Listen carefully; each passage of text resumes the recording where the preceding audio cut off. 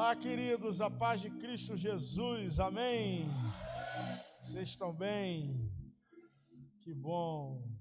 Vamos abrir nossas Bíblias no Evangelho segundo escreveu Lucas, capítulo 12. Evangelho segundo escreveu Lucas, capítulo 12. Nós vamos ler a partir do versículo 13. Que bom estar aqui hoje, nessa noite, poder compartilhar uma palavra de Deus com você. Se puder, acender um pouco a luz para mim ver um pouco mais, vai me ajudar. Eu preciso hoje olhar um pouco, porque eu vou falar sobre alguma coisa muito íntima e eu preciso olhar e ver você. Hoje nós vamos conversar sobre a sua alma. Pergunta para quem está do seu lado, como vai sua alma? Pergunta para quem está do seu lado, sua alma está bem? Sua alma está legalzinha? A pergunta de milhões agora, pergunta de milhões, sua alma está satisfeita? Ela tem um apetite terrível. Evangelho segundo Lucas, capítulo 12, a partir do versículo 13. Nesse ponto, um homem que estava no meio da multidão lhe falou: Mestre, ordena ao meu irmão que reparta comigo a herança. Mas Jesus lhe respondeu: Homem, quem me constituiu juiz ou partidor entre vós?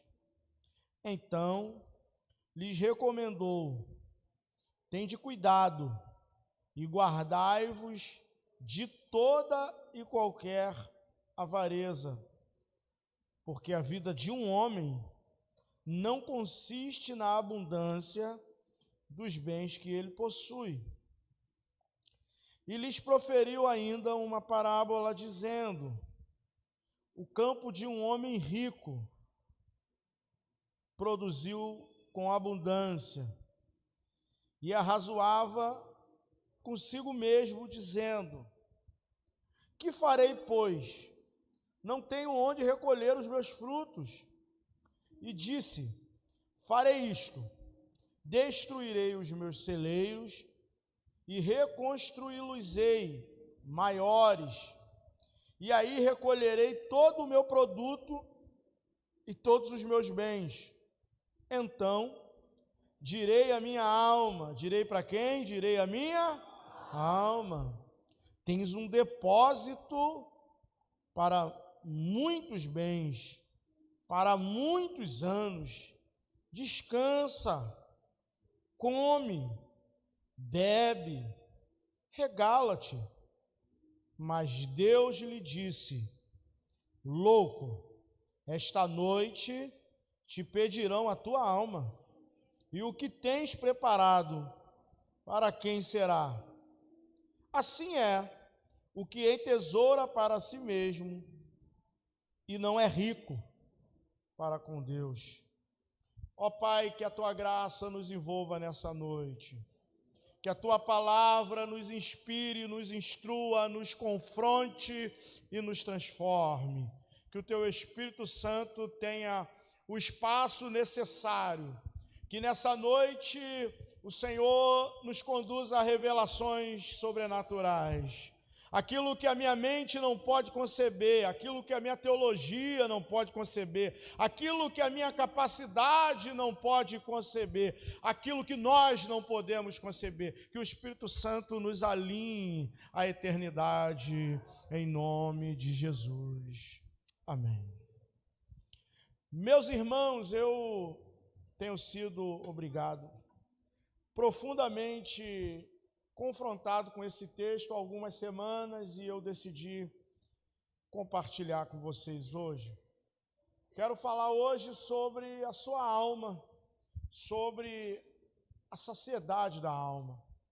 E o que era a alma? Numa definição mais simples, a sua alma é a essência do seu ser, Alguns a definem como a sede das emoções, das intenções e das escolhas.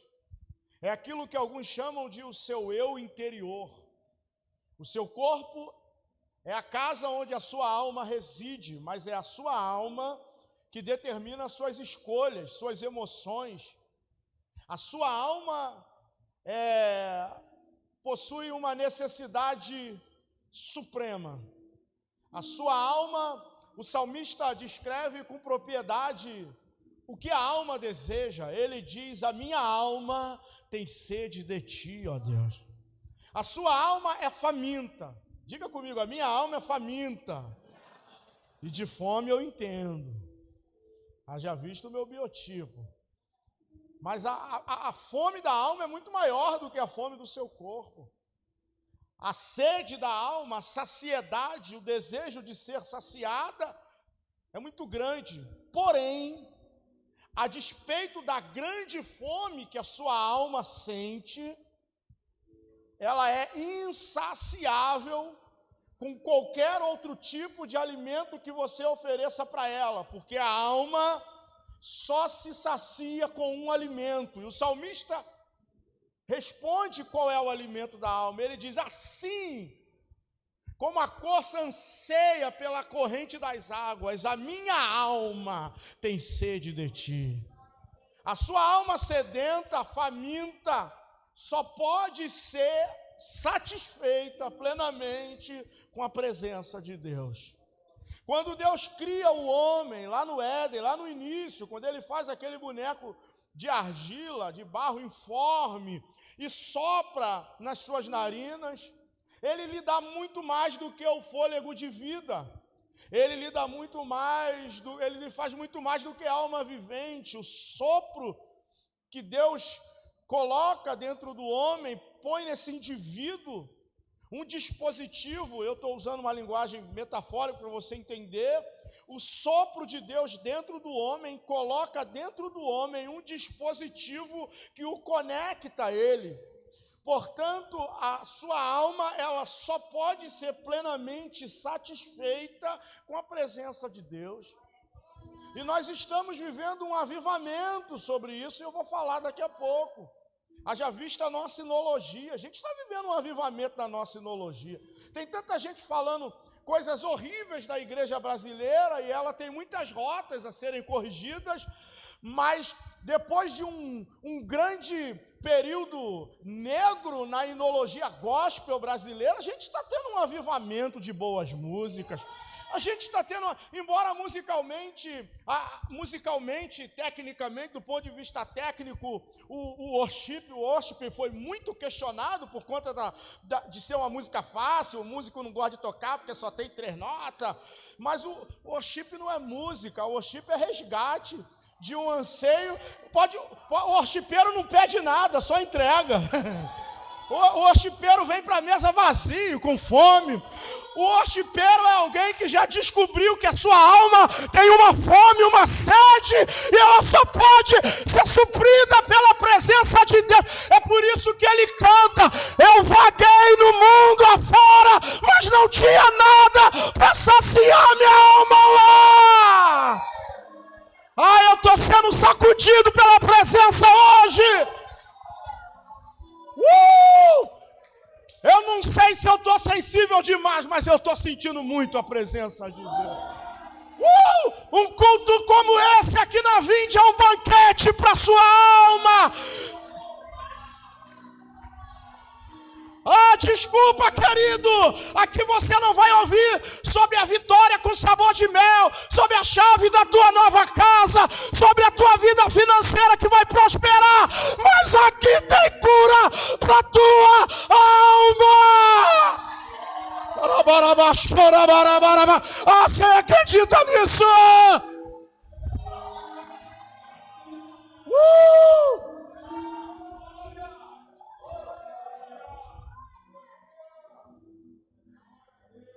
Todas as parábolas que Jesus contou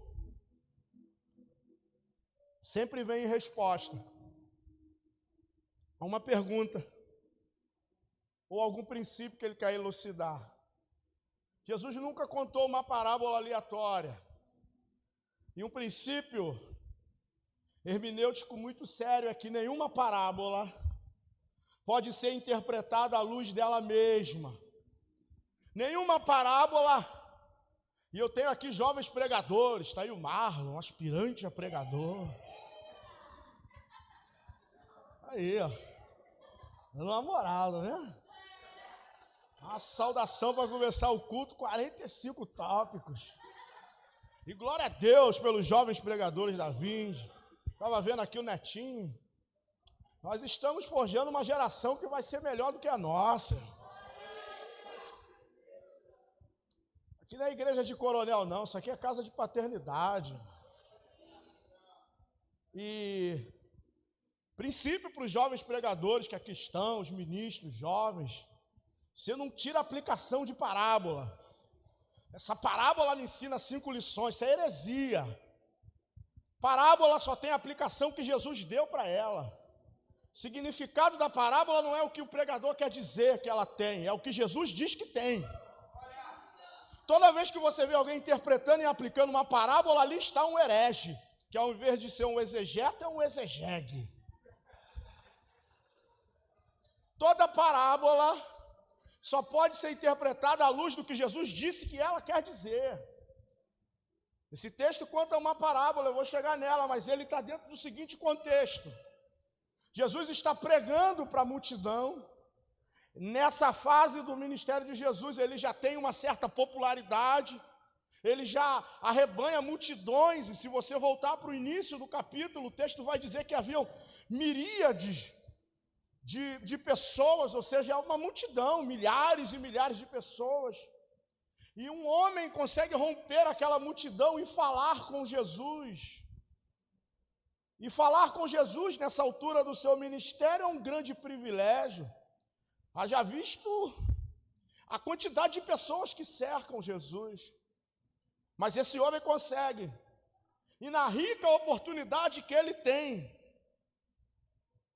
mais rica do que a oportunidade que se tem para pregar na Vinde, esse homem abre a sua boca, e aí quando ele começa a falar, a gente vê que ele perde uma grandiosa oportunidade de ficar calado. Você conhece alguém assim?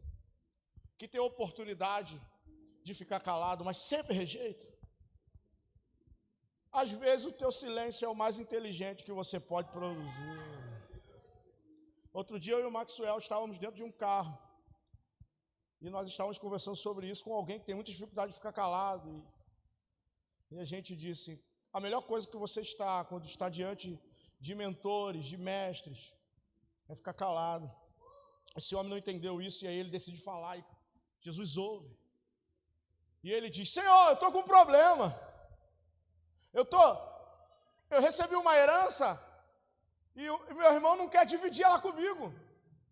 Ordena, Senhor, que o meu irmão me dê aquilo que é devido. Não há coisa mais patética, 2 irmãos brigando por uma herança que eles não trabalharam para conquistar.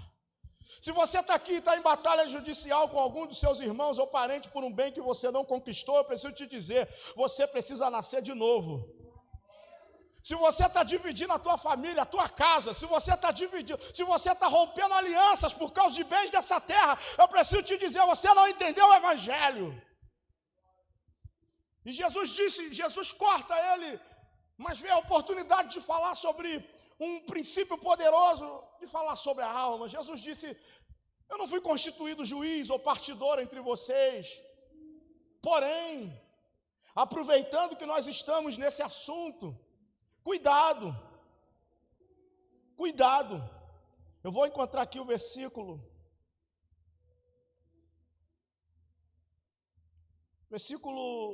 14, mas Jesus lhe respondeu o homem, quem me constituiu juiz ou partidor entre vós? Então lhes recomendou, tende cuidado, guardai-vos de toda e qualquer avareza, porque a vida de um homem não consiste na abundância dos bens que ele possui. E a partir daí Jesus começa a falar sobre a alma. A palavra avareza aqui tem como significado o desejo de querer sempre mais. Avareza aqui não é necessariamente amor descabido ao dinheiro, mas o desejo de querer mais. Repete comigo, o desejo de querer mais. E a partir desse contexto, dessa discussão entre esses dois irmãos sobre a divisão de uma herança, Jesus começa a contar essa parábola. Então, versículo 16, ele lhes proferiu ainda uma parábola. Aí é onde eu quero pregar nessa noite. Jesus diz, um homem rico, diga, esse homem já é rico. É importante dizer que a parábola que Jesus conta, a maioria delas a gente não tem como saber se são fatos reais ou se são historietas populares. Porque uma parábola é uma história que pode ser fictícia ou não, que visa explicar um princípio, elucidar um fato. Algumas dos contos que Jesus dizia eram contos populares, outros reais. Mas é uma parábola porque o texto diz que é uma parábola, que visa aplicar um princípio. Jesus diz um homem que era rico, ou seja, esse homem já era rico. E em determinado momento, esse homem que já era rico, ele tem uma colheita além do esperado. Houve uma safra acima do normal. E esse homem rico, que já era rico, ele verifica que aquela colheita era maior do que os celeiros que ele tinha, isto é, ele ia colher algo que ele não tinha nem capacidade de guardar. E aí ele toma uma decisão, ele diz, eu já sei o que eu vou fazer. Eu vou destruir os celeiros que eu já tenho, vou construir celeiros maiores, e assim eu vou guardar tudo que eu tenho. E ele continua fazendo o seu planejamento. E ele diz, farei isto, versículo 18, destruirei os meus celeiros, reconstruí-los-ei maiores, recolherei todo o meu produto. Versículo 19, que é o versículo principal para mim dessa nossa conversa. A partir desse planejamento que ele faz, ele então começa a conversar com a sua alma. E no versículo 19 ele diz assim, então direi a minha, depois que eu ampliar os meus celeiros, aumentar o meu investimento, eu vou dizer para a minha alma o seguinte, tens um depósito de muitos bens para muitos anos, descansa, come, bebe e regala-te.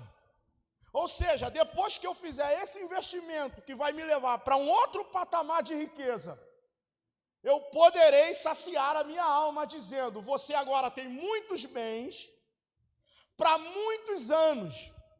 Então, alma, fica tranquila, come, bebe, aproveita e descansa. Versículo 20. Porém, no auge desse planejamento, que do ponto de vista empreendedor é um planejamento top, que do ponto de vista socioeconômico é um planejamento extraordinário, armazenar mais para vender com preço maior no tempo de escassez, ele é um homem de negócio, por isso que ele é rico. Mas quando ele faz toda essa empreitada, todo esse planejamento, Deus aparece para ter uma conversa com ele. Deus visitou aquele homem naquela noite. Depois de planejar tudo, esquematizar tudo, contratar um engenheiro, contratar os trabalhadores para edificar novos celeiros, depois de preparar tudo, Deus aparece para ter uma conversa com ele. E essa noite Deus marcou para ter uma conversa com você. Duas notícias eu trouxe para esse culto nessa noite. Quem gosta de notícias? Quem gosta de novidade? Evangelho é boas novas. Trago duas notícias do lugar secreto para você. Quem quer ouvir? Uma boa e uma ruim. Qual que eu falo primeiro? Eu vou falar boa, para amaciar. Duas notícias eu trago nessa noite. Na verdade, três. Uma eu já falei. Deus hoje veio aqui para conversar com você sobre a sua alma. Segunda notícia, Deus está aqui. É a boa notícia.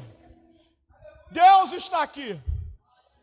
A má notícia, Deus está aqui. Deus aparece para esse homem que, do ponto de vista financeiro, socioeconômico, empreendedor, é um sucesso, é um vitorioso, é um vencedor. Deus aparece para ele e diz: você é louco! Você é louco! Porque todo o teu trabalho, todo o teu esforço, todo o teu empenho, toda a tua gestão não serve para suprir a tua alma. Tudo que você trabalhou, tudo que você projetou, tudo que você se esforçou, você é louco. Se Deus nessa noite te disser: sai do lugar que você está agora e senta na cadeira do eterno agora. Pense que esse homem agora tem o seu CPF, o seu RG, tem o seu nome. E ao invés de Deus perguntar para ele, ele está perguntando para você, você que está assistindo essa live. Se você se assentar na cadeira do escritório do eterno e ele pedir contas sobre a tua alma e te perguntar o que ele pergunta para esse homem. Mas Deus lhe disse: louco, esta noite pedirão a tua alma, e o que tens preparado? O teu celeiro está cheio, tua conta bancária está cheia, teu planejamento foi lindo, mas eu quero te perguntar: e a tua alma? Como está a saciedade da sua alma? Meus irmãos, eu louvo a Deus porque hoje o último hino que o Ministério de Louvor corrobora com a próxima reflexão que eu vou fazer. Hoje eu estava pensando, quando vim para a igreja, que o segundo dia após queda, o segundo dia, quando após Adão e Eva serem expulsos do jardim, talvez foi mais difícil do que o primeiro. A conversa do primeiro dia pós-queda, ela foi muito difícil. Deus aparece, confronta, repreende, dá sentença. Mas os dias que se seguiram foram terrivelmente difíceis. Esse encontro na viração do dia é tão sério que o dia do judeu, ele começa na viração do dia. Por isso é tarde, manhã, novo dia. Não é manhã, tarde, segundo dia. Não é manhã, tarde, terceiro dia. Por isso, o judeu começa o seu dia após as 18. É quando vira o dia. Imagine você, embora a narrativa bíblica seja sequencial, eles não caíram em uma semana. Eles não caíram em um mês. A reflexão aqui que eu faço, e nem posso responder, porque onde a Bíblia se cala, o pregador tem que se calar também. Quantos anos Adão e Eva passaram no jardim? Quanto tempo demorou para que eles desobedecessem a Deus, comendo o fruto proibido e sendo expulsos do jardim? Nós não sabemos, mas presumo que não foi uma semana, talvez dias, meses, anos, eu não sei. Mas a verdade é que se estabeleceu uma rotina. Todos os dias Deus aparece na viração do dia. E por que Deus aparece? Porque o jardim só é chamado de paraíso não pela sua beleza natural, pela sua fauna e pela sua flora. O Éden sem a presença de Deus é só uma floresta. No Éden tem comida para o estômago, mas o que sacia a alma é a presença de Deus. No Éden tem diversão, no Éden tem entretenimento, no Éden tem plenitude. A palavra Éden significa, na raiz da palavra, um lugar de plenitude. Mas a plenitude do Éden não é produzida pelo Éden. A plenitude do Éden é produzida pela presença de Deus.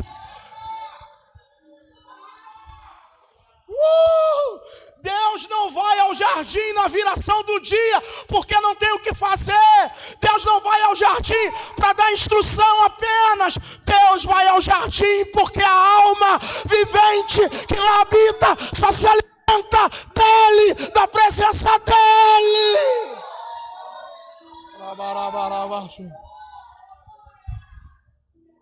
Porque a alma faminta só pode ser satisfeita por um tipo de alimento, a presença de Deus.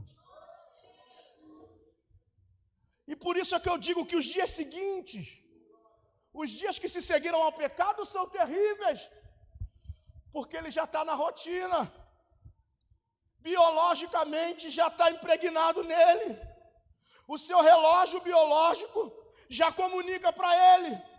O mestre está chegando, o pai está chegando, o Senhor está chegando. Porém, ele sabe que é a hora do encontro, mas o encontro não acontece. Ele sente que é o momento do encontro, mas o encontro não acontece. Porque o vínculo foi cortado. Porque a porta do jardim foi fechada. É por isso que um dos codinomes que Jesus recebe é Emanuel.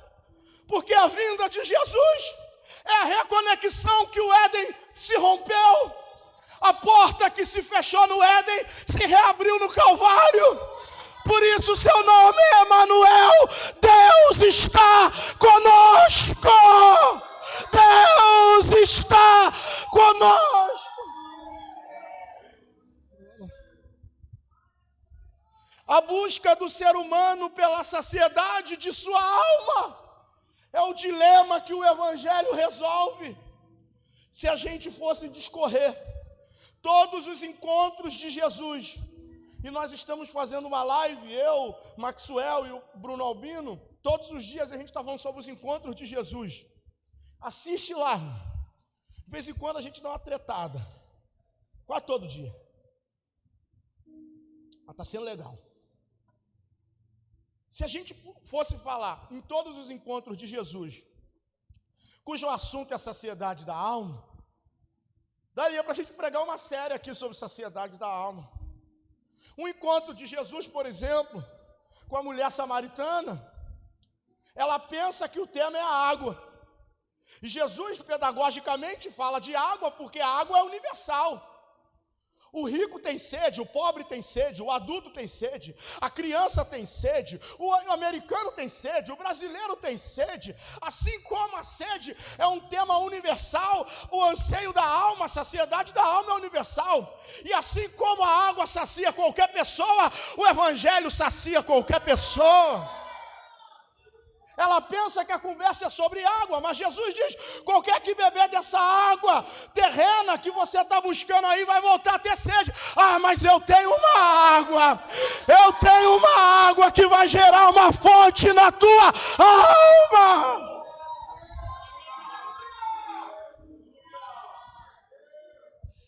O texto quisesse, estou aqui falando da tomada de decisão de Zaqueu. Essa semana eu ministrei na casa de paz sobre Zaqueu. A maior crise que eu tenho do encontro de Jesus com Zaqueu é que Jesus não prega para Zaqueu. Durante o jantar, enquanto conversavam, sobre o que eles conversavam? Eu não sei. Mas enquanto a comida era servida no banquete na casa de Zaqueu, a alma dele estava sendo suprida pela presença de Jesus. E por isso ele se levanta no meio do jantar. Mas o jantar ainda não acabou, mas a sua alma já está satisfeita. Ah, eu estou muito animado para pregar o evangelho nessa igreja. Ele diz, eu estou satisfeito, e por isso eu vou dar metade dos meus bens, e por isso eu vou devolver o que eu roubei, a minha. Porque uma alma satisfeita não tem necessidade de nada. Eu vim aqui para dizer, quanto mais longe você for com Jesus, menos bagagem você vai precisar carregar.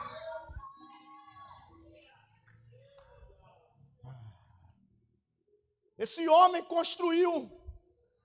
tentou saciar sua alma através das finanças.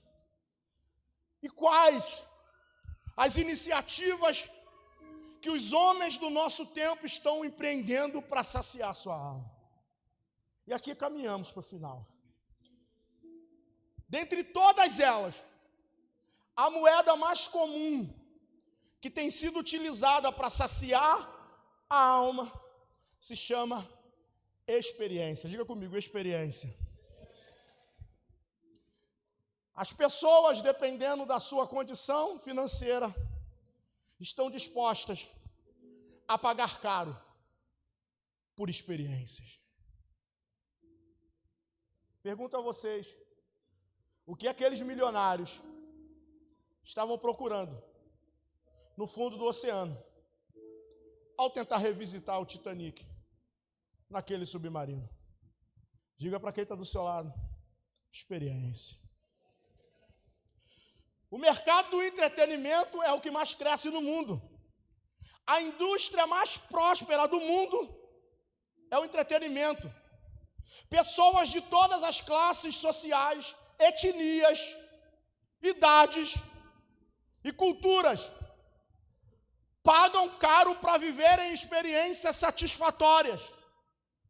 Você já viu alguns hobbies malucos que os ricos têm? Porque quanto maior for a condição financeira, mais vai se pagar para ter experiências satisfatórias. O problema é que na busca por uma experiência que satisfaz a alma, o indivíduo se encontra mais consciente de quão vazio ele está. Por isso que esse homem, depois de projetar a construção de novos celeiros, a expansão da sua empresa, depois de planejar um futuro extraordinário para si mesmo, é visitado por Deus e Deus pergunta: e a tua alma?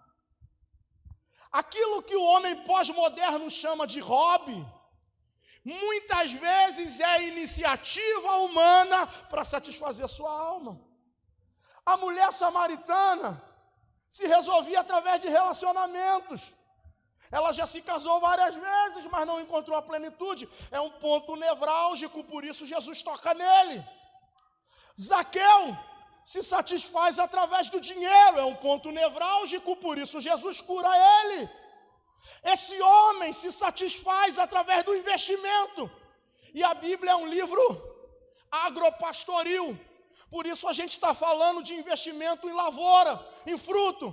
Mas se fosse hoje, esse cara seria um investidor da Bolsa de Valores, um próspero negociador de Bitcoin. Afinal de contas, o que os especialistas em finanças dizem? Coloque o seu dinheiro para trabalhar para você e você vai ter um futuro abastado. O Deus desse tempo se chama autonomia. A busca do homem pós-moderno é experiência e autonomia. Calvino diz que o coração do homem é uma fábrica de ídolos. E eu afirmo categoricamente que 2 ídolos desse tempo nosso é a experiência e a autonomia. Os homens pagam caro para ter experiências satisfatórias. Por isso bomba a indústria do entretenimento. Os homens investem alto para ter um futuro seguro. Por isso o mercado financeiro está na moda. Até pobre que não aprendeu nem a ler direito quer virar investidor. Porque a esperança de um futuro seguro, o Evangelho de João, no capítulo 1, vai dizer que em Jesus estava a vida, e a vida era a luz dos homens. Aquilo que a busca do homem pós-moderno se revela na busca pela experiência, na busca pela autonomia, nada mais é do que o anseio desesperado de saciar a sua alma. A má notícia é que a sua alma não será saciada pelas aventuras. Pode ir para Dubai ano que vem, se você já comprou. Seja feliz lá. Celebrarei e também ficarei com um pouquinho de inveja. Pode ir para as Maldivas, se você já comprou. Pode continuar fazendo seus investimentos. Pode continuar investindo na sua carreira. Porque a ênfase desse texto não é dizer que ganhar dinheiro, que enriquecer é pecado. A ênfase desse texto é dizer, dê valor àquilo que realmente tem valor. Dê o valor certo a cada coisa. A tua viagem tem um valor de prazer para você, para a tua família. O teu dinheiro tem um valor de conforto para você e para a tua família. Porém, o que eu vim dizer aqui nessa noite é que a tua alma só será satisfeita com um tipo de alimento. Por isso Jesus diz, nem só de pão viverá o homem, mas de toda palavra que procede da boca de Deus.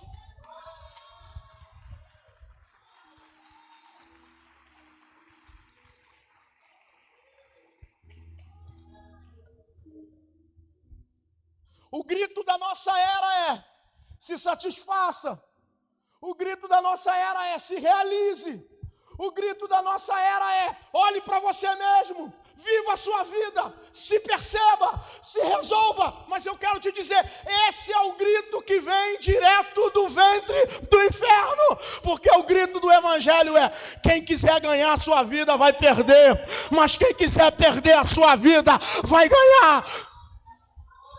No reino dos homens o rico é rico, mas no reino de Deus, bem-aventurados são os pobres de espírito, porque deles é o reino de Deus.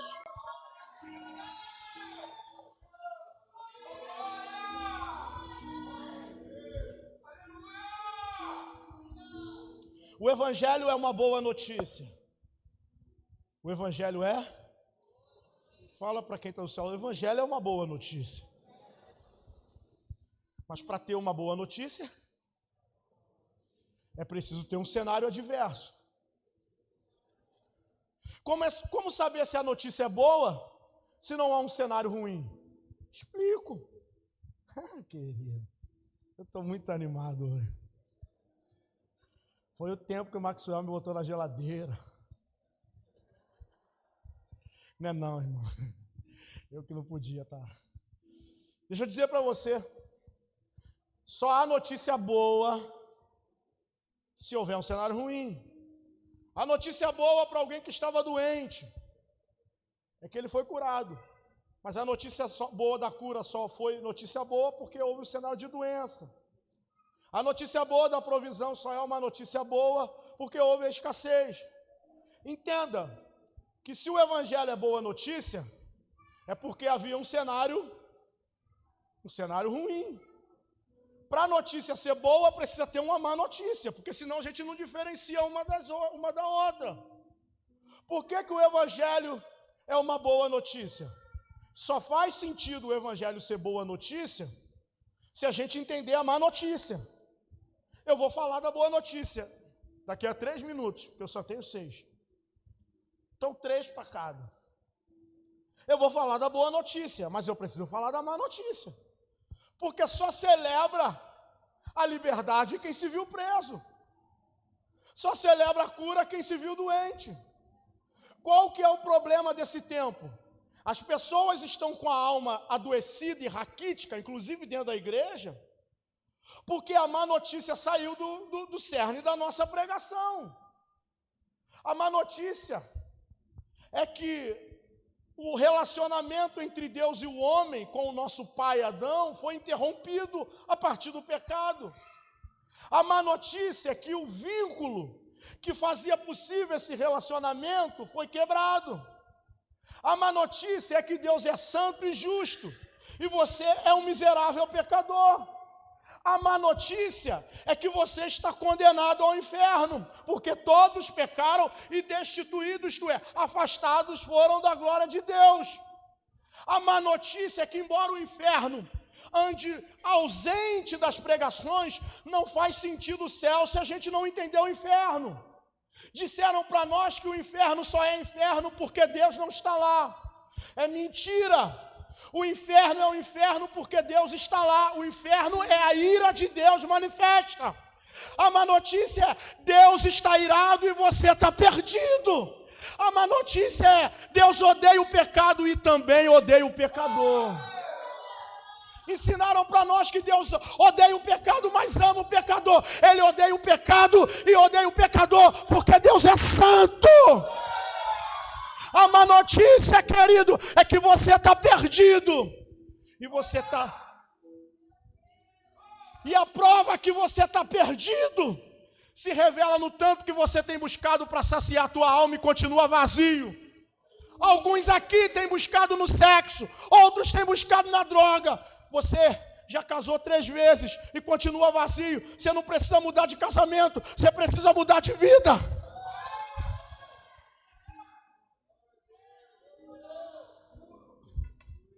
A busca pela saciedade da alma revela o quão perdido nós estamos. A mulher samaritana buscava em relacionamentos, Zaqueu buscava no dinheiro. Tem gente que busca na droga, tem gente que busca nas experiências, tem gente que busca na cirurgia plástica. Você vai fazer milhares de cirurgia plástica, mas a tua alma só vai ser satisfeita pela presença de Deus. A má notícia é que você está perdido, e a consciência de estar perdido é muito importante. Se eu pegar essa chave aqui, você está vendo essa chave aqui na minha mão? E fazer um barulhinho dela. Barulhinho furreco esse aqui. Se tivesse outro, ia fazer um barulho. Qual é o barulho? Qual é o efeito que esse barulho provoca em você? Nenhum. Sabe por quê? Você está aqui. Você está dentro de uma igreja. Você está livre. Mas esse mesmo efeito, que não significa nada para você, ao ser ouvido por um encarcerado, preso dentro de uma masmorra, significa talvez o último fio de esperança. Essa geração parou de valorizar a pregação do evangelho porque deixou de se dar conta de quão perdido ela está. A salvação só faz sentido para quem está perdido. Mas a mesma Bíblia que apresenta o Deus irado e pecadores na mão desse Deus irado, apresenta Jesus Cristo como sendo a intercessão. Ele é o caminho, Ele é o vínculo, Ele é o elo. O Evangelho é uma boa notícia, porque perdidos estávamos, desgarrados como ovelhas, cada um se desviava pelo seu caminho, mas Ele fez cair sobre si a iniquidade dele, a iniquidade de todos nós. O castigo que nos traz a paz estava sobre Ele, e pelas suas pisaduras fomos sarados.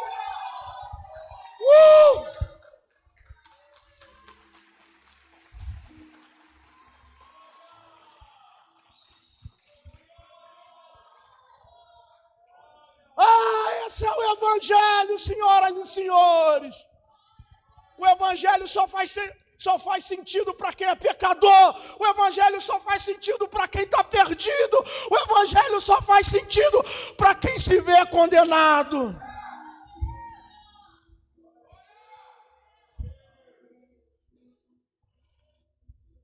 Jesus é o Evangelho. O Evangelho não é um livro. O Evangelho não é um texto. O Evangelho não é uma religião. Diga para quem está do seu lado, o Evangelho é uma pessoa. Diga, o Evangelho é uma pessoa. Por isso ele diz, eu sou o caminho, a verdade e a vida. E ninguém vem ao Pai, senão por mim. O Evangelho é sobre Jesus. O mistério que esteve oculto durante séculos e geração, diz Paulo quando escreve a epístola aos Colossenses. O mistério que esteve oculto durante séculos e gerações foi revelado, a saber, Cristo em vós, a esperança da glória.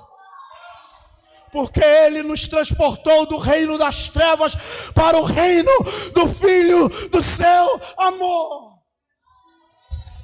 Se coloca de pé.